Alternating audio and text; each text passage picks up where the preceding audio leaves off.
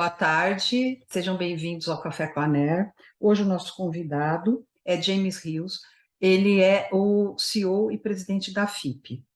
O James iniciou a sua carreira na BBC Worldwide e BBC Magazines de 2001 a 2012, trabalhando com marketing, mídia digital e impressa, eventos e desenvolvimento de negócios internacionais.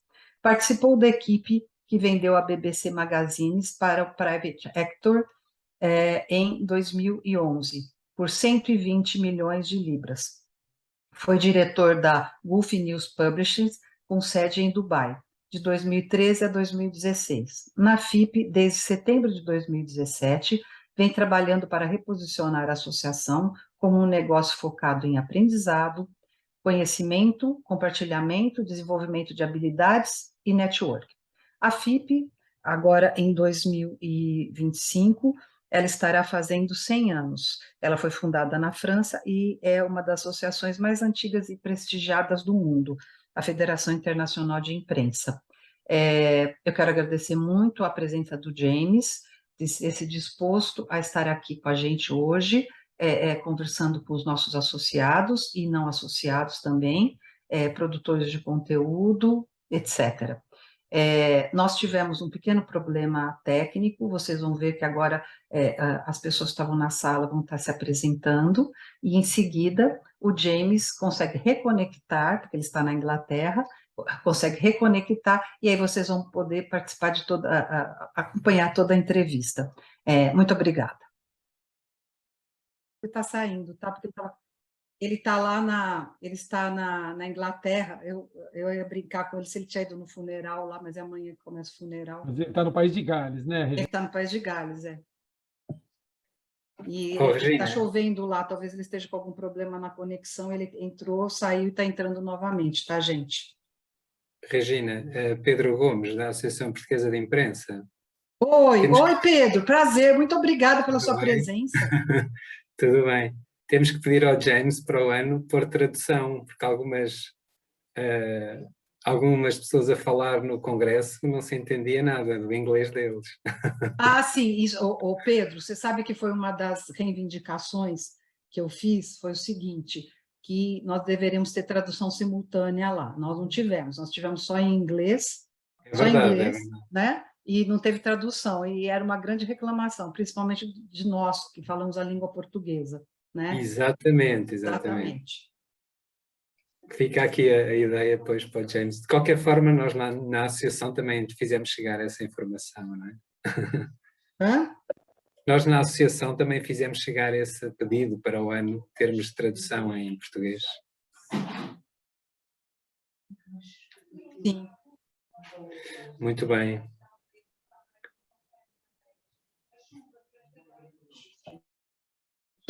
Deixa eu só ver, o James está me escrevendo aqui, ele está falando que ele está com problema na conexão. Vamos ver aqui.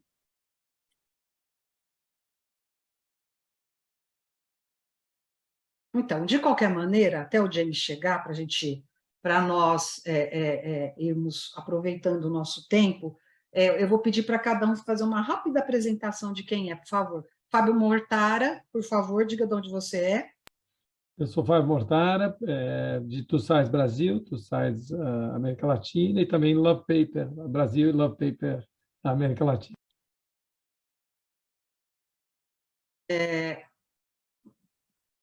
Júlio Vinha, por favor. Desculpa, Regina, me chamaram aqui, eu não ouvi qual foi a... Não, faz uma rápida apresentação sua, de onde você é, por favor. Sim. Eu sou Júlio Vinha, eu fico aqui em Brasília. Eu trabalho com a Associação Nacional de Jornais e também com a ANER. Então, nós cuidamos aqui da parte de relações governamentais, tanto da NJ quanto da ANER. Joaquim Carquejó, CEO e Publisher da Edcase, e sou diretor conselheiro da ANER também. A Edcase faz revistas impressas, revistas digitais, e-books e audiobooks, e conteúdo digital para portais de notícia. Marcelo, por favor. Marcelo Godinho. Eu sou diretor do Jornal Atual, sediado em Itaguaí, no Rio de Janeiro, e tem circulação digital hoje nos municípios de Itaguaí, Mangaratiba e Seropédica, que são circunvizinhos aqui. Certo. Rejane, por favor, da revista Aldeia. Boa tarde, sou a Rejane Martins Pires, da revista Aldeia de Cascavel, no Paraná. Circulamos no oeste do estado e temos uma presença estadual. Do meu lado, Aline, minha sócia. Adélia Francischini, por favor.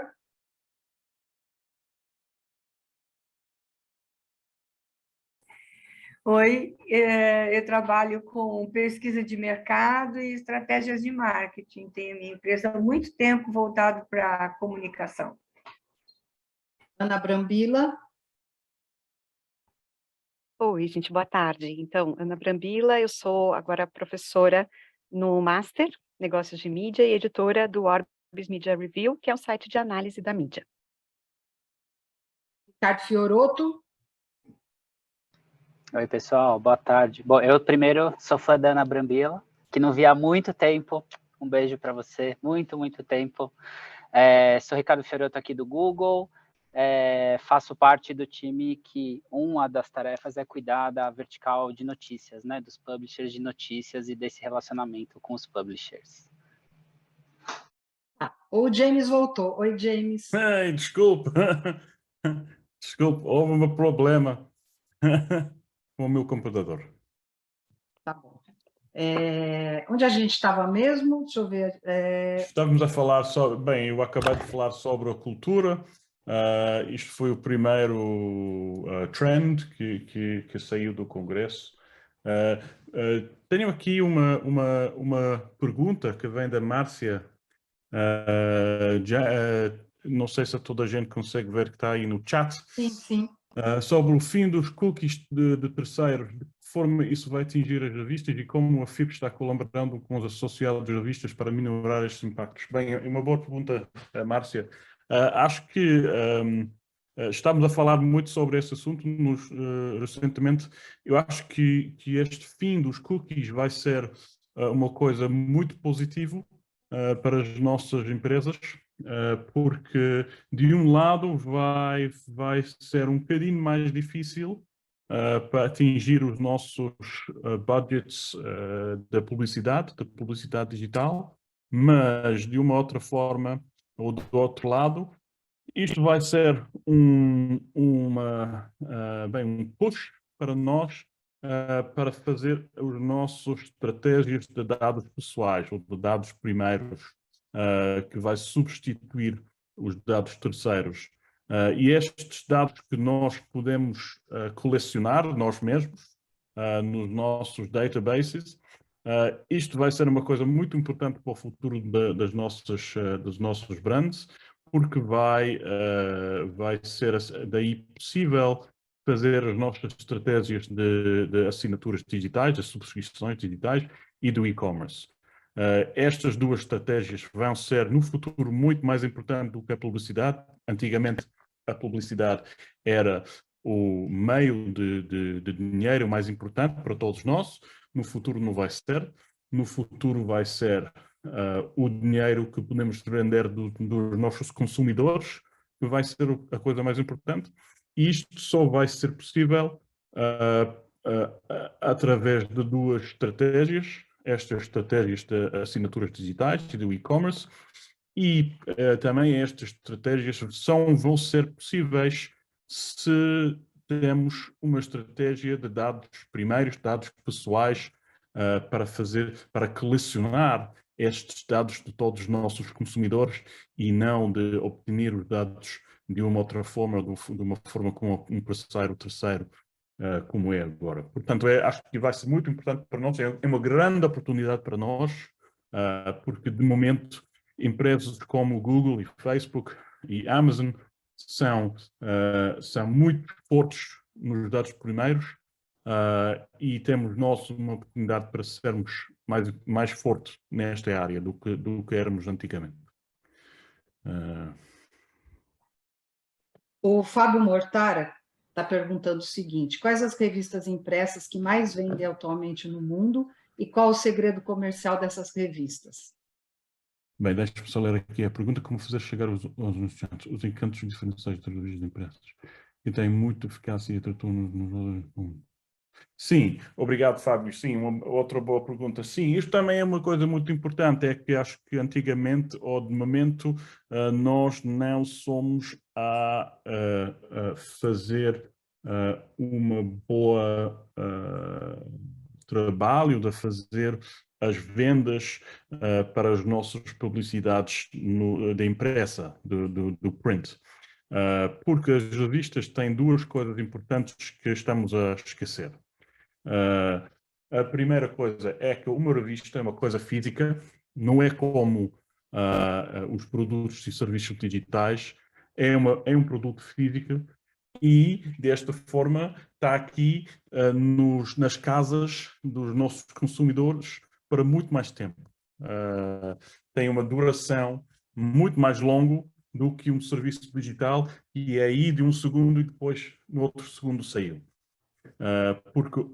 E assim, então, um advertisement, uma coisa de publicidade, um anúncio numa revista, está aqui em casa para semanas. Não é aí 10 segundos, 30 segundos, é aí para semanas. Está aqui na mesa e a gente tem aqui a revista depois de uma semana.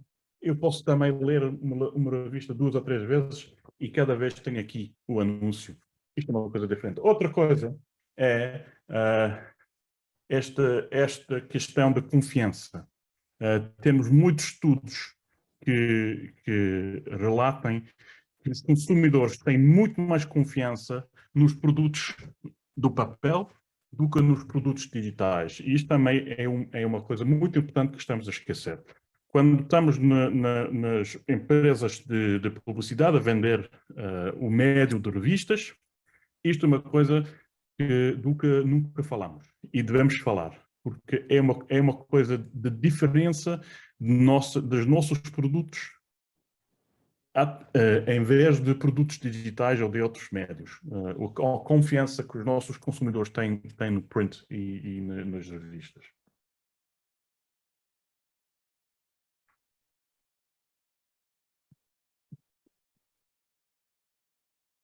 Estás em mute, Regina. Pedro, você havia levantado a mão, você tem alguma pergunta para fazer?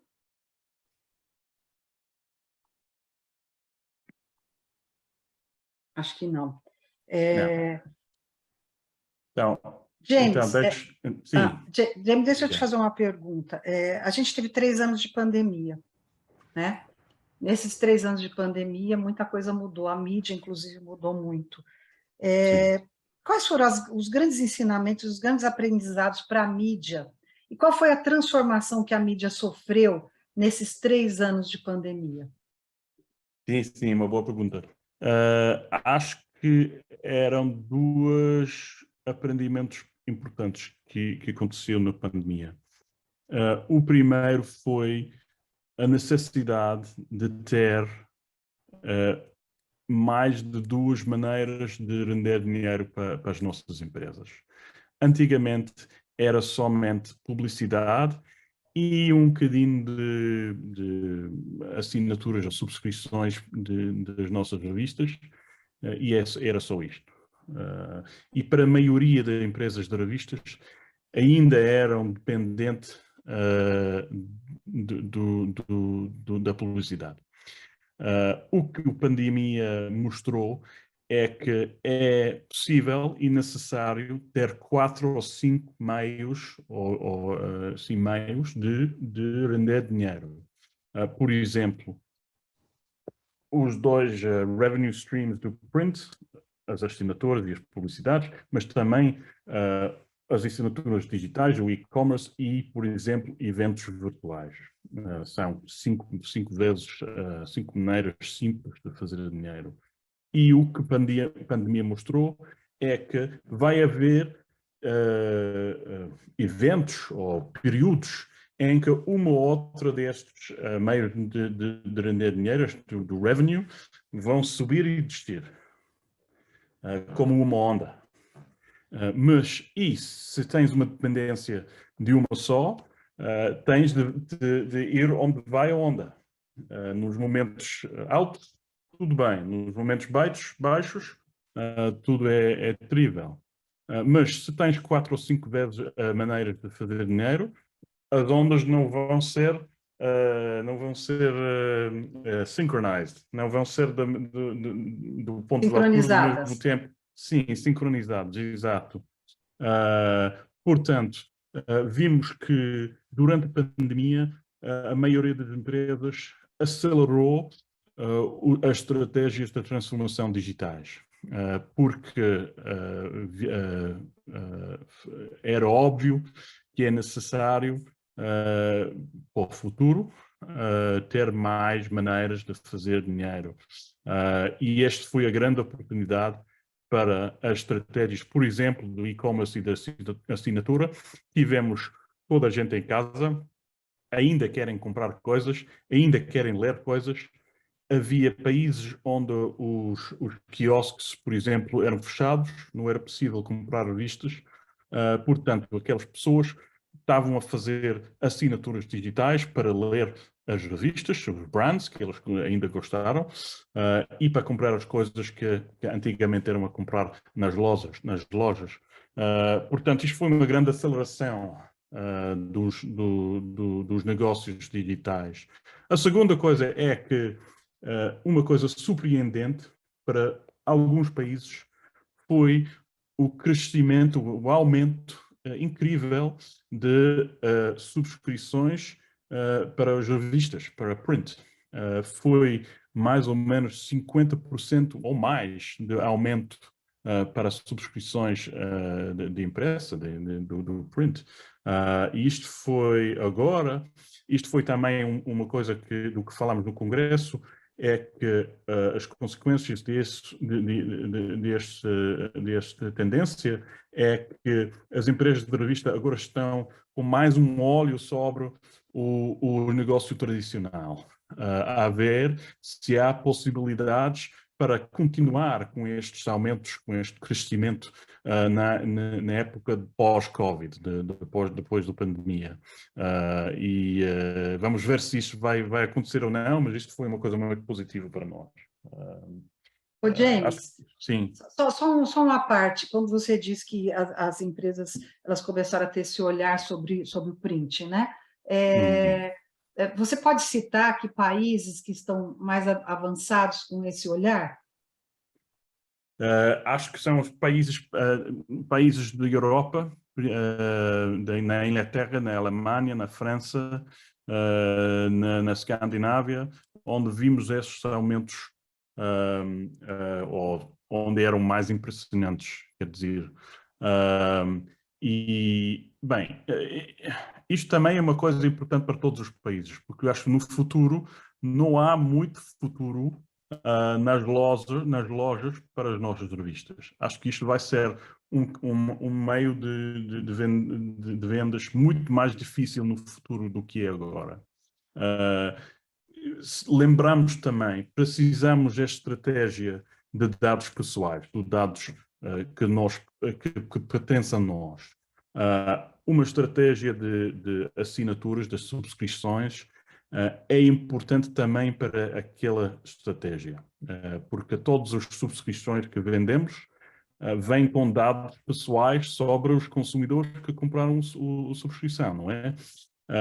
E, em conjunto, temos em países onde normalmente o sistema postal não funcionava bem, temos também o aumento de sistemas de entregamento não tradicionais que foram lançados e foram pushed pelo Amazon. E temos agora a situação em que na maioria dos países do mundo há um sistema qualquer em que se pode entregar revistas a uma consumidor na casa dele, facilmente, ou muito mais fácil do que era. Portanto, no futuro, acho que vai ser muito mais importante mudar a nossa estratégia para as nossas revistas da print para a estratégia de assinaturas e de subscrições, porque vem com menos custo, não é preciso imprimir assim tantas revistas ou tantas cópias das revistas para as lojas. E temos também a vantagem de ter os dados dos assinadores, dos consumidores. Sim, sim. Ô, James, temos aqui a perguntas da a Ana. Ana tem duas Olá, perguntas. Ana. Como está? Não te A vejo há Ana tem muito tempo. duas. A primeira, ela quer saber de você o seguinte: o que os publishers podem fazer já agora, em termos práticos, para se preparar para a era pós-cookies? Sim. A primeira coisa é começar com uma estratégia de dados pessoais. Isto é a coisa muito importante, é a coisa mais importante que se pode fazer. Se não tens aquela estratégia, tens de começar agora. Porque no futuro aqueles dados vão ser o vosso ouro, o vosso asset mais importante para fazer todas as outras estratégias que queres fazer. Portanto, a maioria dos publishers ainda não tem uma estratégia de dados pessoais. Isto é uma coisa que se deve fazer imediatamente. E depois, a tua outra pergunta, como estão os acordos entre publishers e big techs que envolvem pagamento na Europa? Como tu enxergas esta relação no longo prazo? Isto foi outra boa pergunta. Bem, sabes que o Brasil foi quase um dos países que foi um dos países onde o Big Tech experimentou com estes tipos de pagamentos para ver como é que vai ser a estratégia mais efetivo. Bem, em princípio, sim. O Big Tech, as empresas como Google e Facebook devem pagar os publishers para os conteúdos que estão nas plataformas deles. Acho que agora o nível daqueles pagamentos, e acho que temos aqui uma pessoa do Google, peço desculpa, mas acho que o nível dos pagamentos ainda estão muito baixos. Devem ser muito mais grandes do que são agora. Isto não é só uma reflexão, não é só um aspecto que tem a ver com a audiência para aqueles conteúdos, mas tem a ver também com o impacto da presença de empresas como Google e Facebook no mercado de média. Isto foi um impacto enorme, foi um impacto que tem a possibilidade de ver a extinção da nossa indústria e temos de tomar medidas para assegurar que isto não acontece, porque acho que não queremos, ninguém quer um mundo sem a empresa. Isto vai ser um mundo muito diferente do que temos agora. Portanto, o princípio é bom. No longo prazo, acho que isto não vai ter nenhum efeito sobre os nossos esforços para fazer mais iniciativas legislativas contra estas empresas na Comissão Europeia, no governo na América, ou seja, qual for. Isto vai continuar. Não sei ainda o que é que vai ser o outcome final destes iniciativos, mas acho que vai ser uma situação onde estas empresas do Big Tech têm muito menos poder do que eles têm agora. Isto também vai ser uma boa coisa, uma coisa muito positiva para nós. Espero que isto é uma resposta para ti, Ana. Agora eu tenho uma pergunta da Larissa Purvini. A Larissa é da Maurício de Souza Produções. Não sei se você sabe, James, Maurício de Souza é o grande cartunista brasileiro, criador da Turma da Mônica, conhecido no mundo todo. Enfim, Okay. a Larissa ele é um dos associados da ANER, e a Larissa tem uma pergunta aqui para você. Como lidar com dados pessoais, tendo em vista as restrições impostas pela Lei Geral de Proteção de Dados no Brasil? É importante ter uma assessoria jurídica para isso? Aqui no Brasil a gente tem uma Lei Geral de Proteção de Dados bem forte, né? Enfim, Sim. É isso aí. Bem, tenho uma resposta para a segunda parte. Sim, é importante ter uma assessoria jurídica para estes assuntos, e agora estamos a ver muito mais pessoas a serem empregados nas empresas de média sobre esse assunto. Tenho aqui um exemplo que posso mostrar. Não sei se tenho aqui, deixe-me ver. Talvez estou no outro pack. Da empresa, grande empresa da Alemanha, que se chama RTL, que é uma empresa de televisão e de empresa e tudo, tem mais ou menos 7 ou 8 advogados que são unicamente a pensar neste assunto de proteção de dados. Portanto, isto vai ser importante. Não é uma coisa fácil para todas as empresas fazer, porque é caro. Mas talvez isto é uma coisa onde pode ser uma colaboração entre firmas, entre empresas no Brasil. Não sei os detalhes da lei no Brasil, portanto não posso responder sobre isso, mas acho que uma boa estratégia é colaborar entre vocês, entre empresas no vosso mercado, para fazer um assessment sobre aquela lei, para ver o que é possível. Normalmente há muito mais possível do que pensas, do que estás a pensar.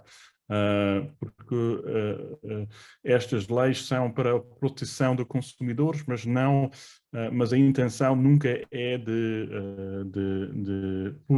proibir empresas a fazer as suas operações, não é?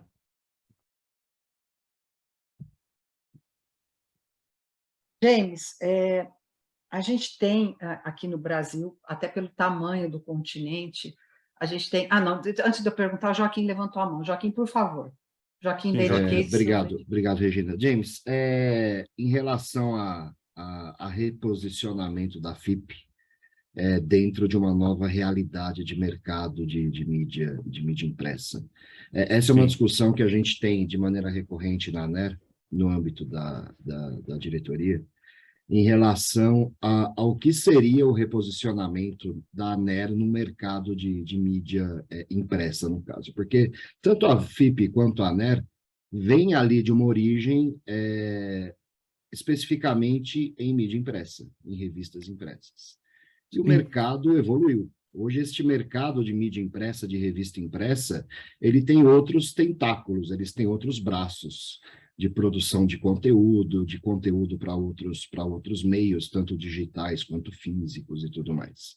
E a gente vem discutindo continuamente na ANER qual que seria o futuro associado da ANER ou o futuro associado da FIP, pensando na mudança de mercado que aconteceu, que vem acontecendo e que vai continuar acontecendo nos próximos anos. Então, eu queria ouvir um pouco de você em relação a isso. Assim, quem que você imagina, além dos editores de revistas impressas e de mídia impressa, para onde a FIP pode seguir no futuro em relação a perfil de futuros associados potenciais para essa operação? Bem, isto é a pergunta mais importante para associações como nós. E é uma pergunta do que eu estava a pensar há 5 anos. E eu ainda não tenho uma resposta certa. Eu sei, um dos grandes problemas é que empresas como nossas, empresas que têm uma história com revistas, ou que têm revistas no portfólio, de momento, nós não temos uma identidade coletiva. Vou explicar. Se perguntas ao Hearst, que tipo de empresa é o Hearst? Eles vão dizer, somos uma empresa digital, de não sei o quê, de e-commerce, não sei o que mais.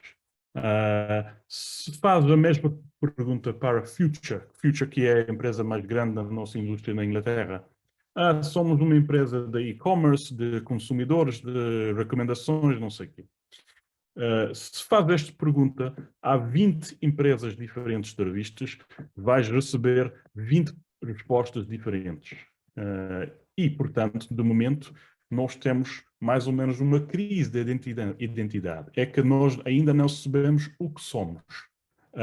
A maioria não querem ser identificados como empresas de revistas, mas, ao mesmo tempo, não podem fazer ou não podem explicar como é que eles querem ser identificados.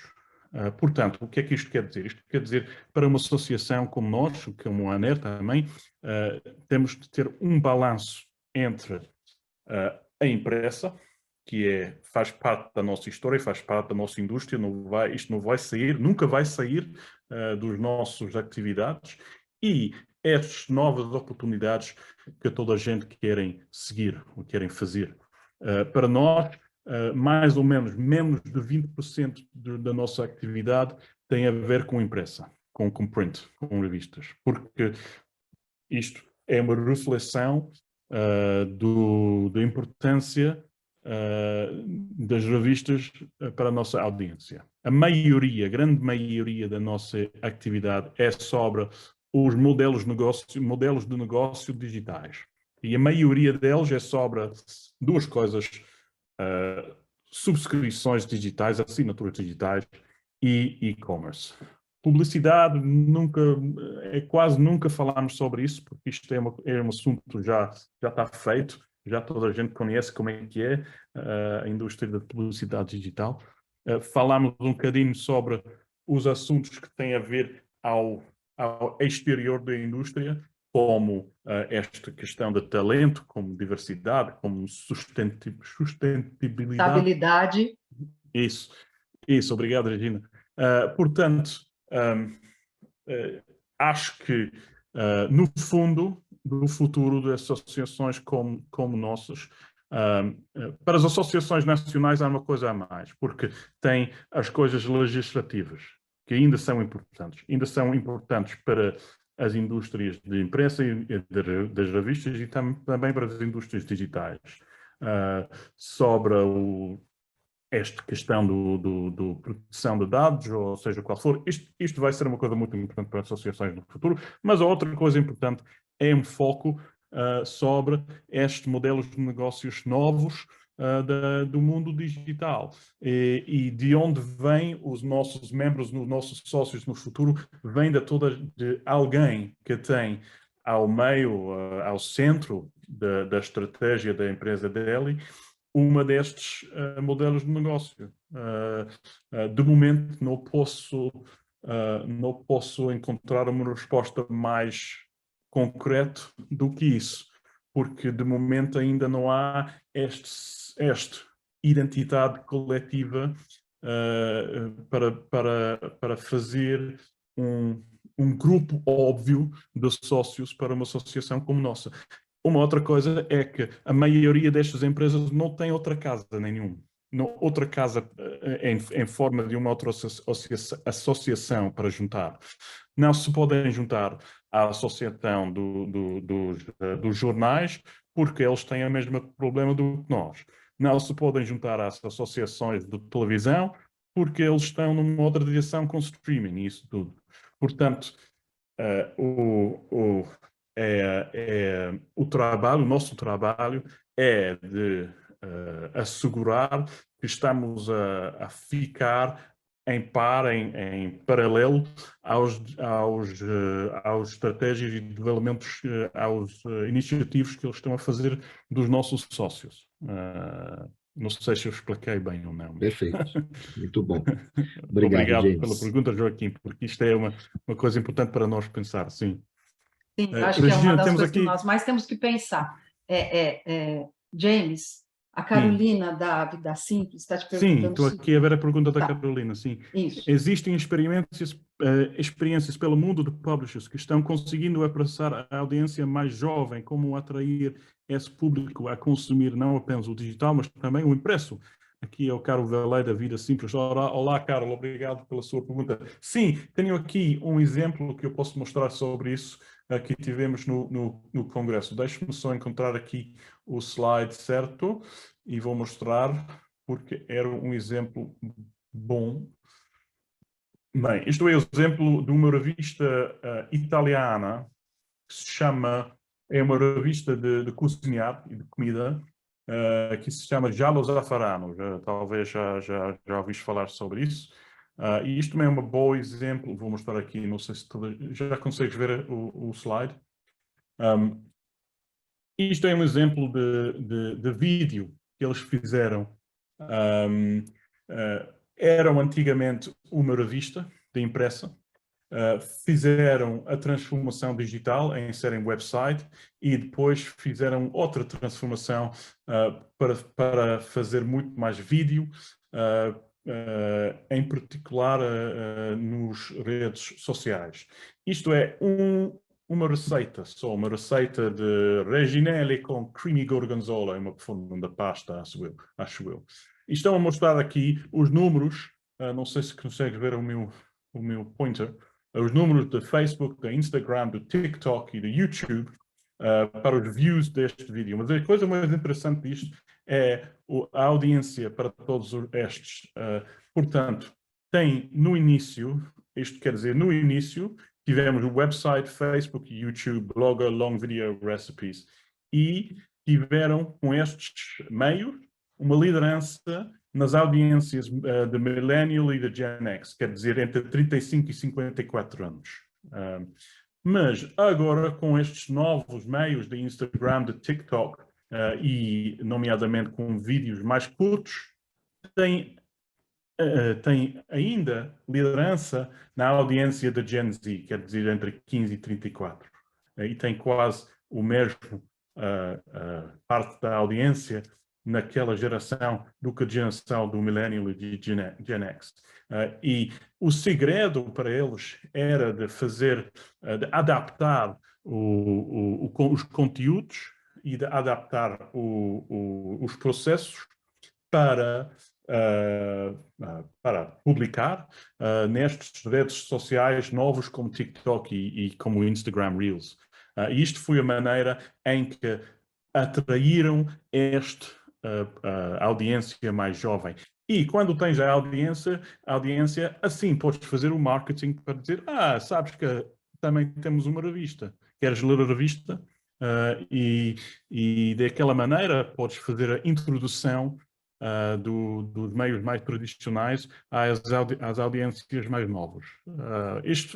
Portanto, esta estratégia do vídeo parece ser a coisa mais importante para atrair estas audiências e com atenção, em particular, a TikTok e a Instagram Reels.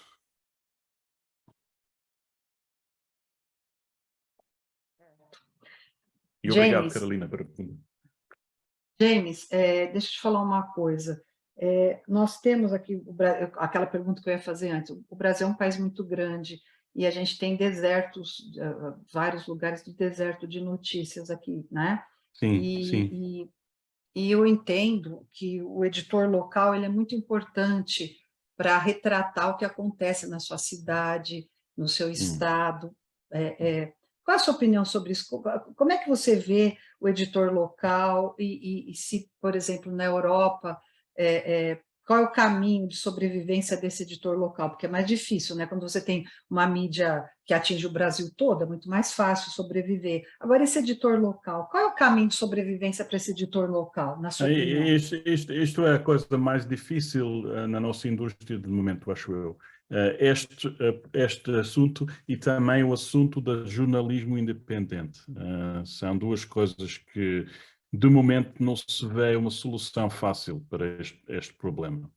Acho que a solução tem de ser uma combinação de dinheiro que vem do Big Tech, do dinheiro que vem do governo, porque o jornalismo local, as notícias locais, são um serviço público e acho que devem receber, de uma maneira ou outra, dinheiro do governo para este serviço público, sem intervenção do governo, porque tem aqui um balanço entre a independência do jornalismo e o governo, que às vezes não quer independência. E também outra coisa é a colaboração entre eles. Bem, podem ser empresas independentes locais, mas têm de fazer muito mais colaboração. E também da colaboração de uma forma técnica por parte daquelas empresas de software que são suppliers para a nossa indústria. E agora há iniciativas na Europa que estão a começar a ver como é que isto pode funcionar, por exemplo, nas assinaturas digitais, para ver se é possível arranjar ou produzir uma solução técnica que se pode usar nos jornais locais com um custo muito mais baixo, sem os custos do desenvolvimento, porque ainda está desenvolvido ou está desenvolvido de uma forma só e depois está utilizado para toda a gente. Portanto, esta combinação de mais dinheiro, de fontes menos tradicionais e de colaboração entre eles e a indústria da tecnologia, acho que vai ser uma solução. Mas não há uma solução fácil. Certeza que é um serviço público importante e que devemos fazer muito mais ação para salvar o que ainda existe. Senão não vai existir por muito mais tempo.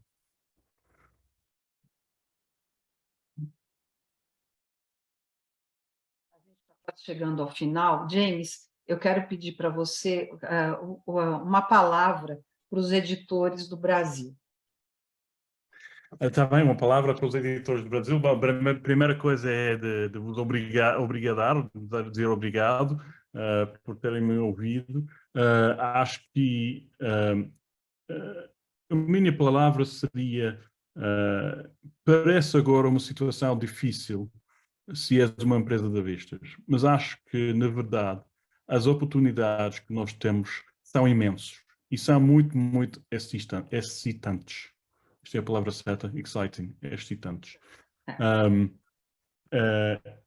Eu acho verdadeiramente que esta é a época mais excitante para trabalhar na nossa indústria de sempre, por causa das oportunidades que temos. Vai ser difícil, vai custar muito, mas daqui a 5 anos acho que temos a oportunidade de termos empresas com 4 ou 5 maneiras diferentes de render dinheiro, com muitos mais novos produtos, com jovens audiências a aproveitar os nossos conteúdos e para um futuro muito mais positivo. E temos aqui muitos resources para vos ajudar na FIP, ou podem juntar-se à FIP para ver estas coisas, estes conteúdos, ou podes falar com a Regina e temos a colaboração entre a FIP e a ANER para fazer a distribuição dos nossos resources para vocês, para vos ajudar. E também podes perguntar a mim. O meu email address é muito simples, james@fip.com, e gosto sempre de ter perguntas e problemas de pessoas no mundo inteiro. Basta só me mandar um e-mail e eu faço o que eu posso para vos ajudar no futuro. Mas obrigado pelo convite e espero que isto foi útil para vocês. James, então, em nome da ANER, eu quero lhe agradecer muito, em nome dos editores, de todos os presentes nessa conversa, meu agradecimento por você ter dado o seu tempo, por compartilhar com a gente seu conhecimento e, enfim, por ser uma pessoa tão acolhedora e simpática, num mundo tão difícil, não é? E principalmente por você ter sempre essa esperança de que o nosso... e acreditar, né, que o nosso negócio ele tem um futuro e tem um futuro brilhante. Tem, isso, exatamente. É uma situação muito excitante, é aquela palavra, é exciting para nós no futuro. Às vezes não parece, mas vai ser. E eu acredito isso no fundo do meu coração. Do fundo do meu coração. E eu sobrevivi também 1 hora em português. Sobreviveu muito bem. E primeiro, então, nosso agradecimento a você ter se disposto a falar com a gente em português. Assim, isso prazer. Sempre um prazer Nossa. praticar o meu português. Sim, foi muito bom e você se saiu muito bem. Perfeito o português. Nada. Obrigado, Joaquim. E espero também que daqui para o ano que vem que vamos ver muito mais colegas do Brasil no Congresso, que vai ficar em Cascais, em Portugal, em junho de 2023, e esperamos a ver toda a gente aí. Do dia 6, 7 e 8 de junho do ano que vem, o novo Isso. congresso da FIP, que eu acho que vai ser Isso. muito interessante, e a gente está tentando, vamos montar uma caravana do Brasil para estar no congresso. Estamos James. à tua espera, com braços abertos. Sim. Muito obrigado, meu grande Obrigado. agradecimento, Um abraço a todos. agradecimento em nome de todos. Um grande Obrigado. beijo. Um abraço a todos. Boa noite. Até já.